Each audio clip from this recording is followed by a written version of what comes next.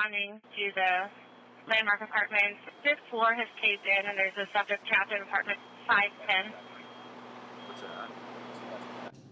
Good evening, I'm John Diaz. Thank you for watching tonight. We begin tonight with a partial apartment building collapse in downtown Davenport. You just heard dispatchers describing the scene to first responders. It happened just about 24 hours ago. 8 people had to be pulled from the rubble. Because of the response and because of the concern for life by our first responders to get in the building knowing that that building was unsafe to help folks, I can't stress how, because of that, they saved lives. They saved lives. More than 25 different agencies and companies responded to the collapse. Meanwhile, this afternoon, the city ordered the building to be demolished. And that means residents won't be allowed back into the building to get their belongings. News 8's Joe McCoy live in downtown Davenport. Joe, what have residents told you about the building's condition before the collapse? Yeah, John, so this building was built in 1911, and according to residents, the issues were simply endless, from cracks in the wall to water leaks. The list just went on and on as I continued to speak to them. Many saying that they aren't surprised that an issue happened, but that they can never have expected an event to occur like this at this magnitude. Many are saying that this is something they only thought they would ever see in a movie. This is from G1. We've got a building collapse. A portion of an apartment complex in downtown Davenport erased in seconds. My dog started barking at first, and I asked her, I'm like, why are you barking? Why are you barking? And then I heard the sound, and the building started shaking. And I honestly didn't think I was gonna make it to the first floor, like at all. Toriana Hill moved in October of last year. The problems, like the roommate you wish you never had. My key for my front door didn't work for the first, I want to say 4 months that I was living there. It's always something wrong with the water, and it's always something wrong with the building, period. This video was taken in October from the building's hallway. Yvette Williams shares the same harrowing sentiment. When you first come into my apartment, on the right-hand side before you go into the kitchen, there was a crack like this long. When she moved in November from California, Williams was excited to begin a new life chapter. I had no curtains, but I love my big windows.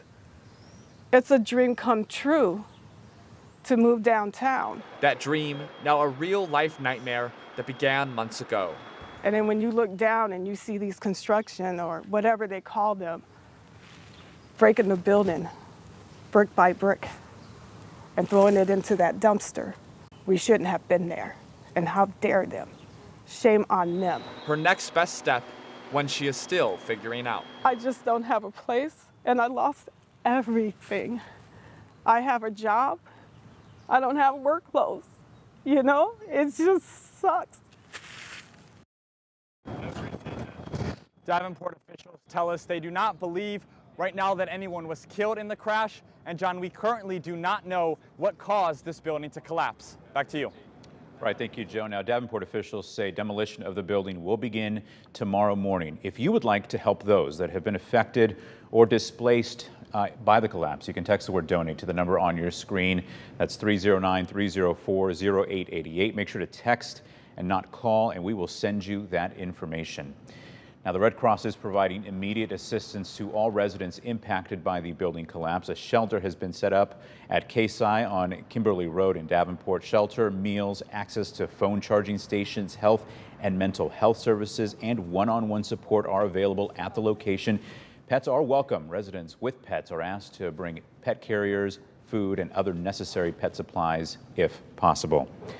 And one local church founder and Quad City native is asking for the community's support following the collapse. The founder of the True Faith Deliverance Fivefold Ministries has been dropping off meals to organizations like KSI for those who lived in that building. She says as soon as she heard about the collapse, she started prepping food. Now she's asking community members to do the same.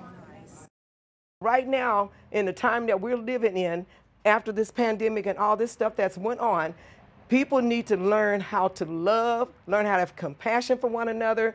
It doesn't matter if they're not part of your church. It does not matter if they're part of your family. What matters is we all belong to God. Elizabeth plans on donating more meals as the week goes on. I'm hoping they bring my dog out and that she'll come back out to me. She's my world. She's all I got. What you heard there was from resident Victoria McLean. She was hoping her dog Kodiak was okay. Well, we got word today that the pup has been found and has been reunited with McLean. As of now, officials have rescued 4 animals from the building.